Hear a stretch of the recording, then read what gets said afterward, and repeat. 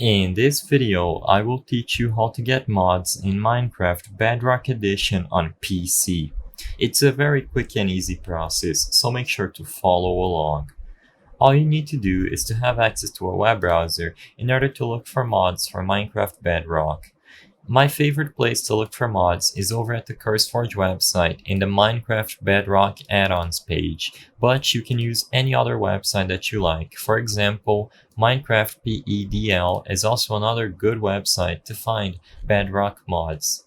Anyways, just look around the web and find any mod that you wish to use. As you can see, I found this modern furniture mod that I like and I want to use. You can check for screenshots within the mods page and take a look around or look for videos on YouTube. When you download one of these mods from Minecraft Bedrock, you will get a file that's usually in the .mc add-on format or the MC pack format. As you can see over here on my desktop, I have the modern furniture mod that I downloaded. It's in .mc add-on. With these files, as you can see, they have the Minecraft icon, and all you have to do is open them up once. If you have Minecraft running, it's going to immediately open it up and say import started. As you can see, it failed because I have the mod installed already, but if this is your first time running it, it's going to go ahead and install the mod.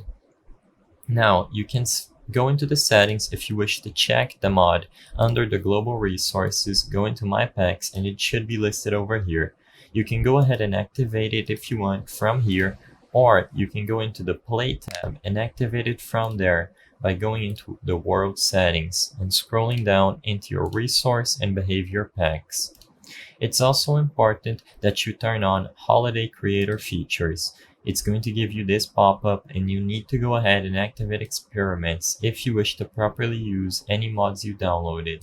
I hope I was able to help you on how to get mods in Minecraft Bedrock Edition on PC.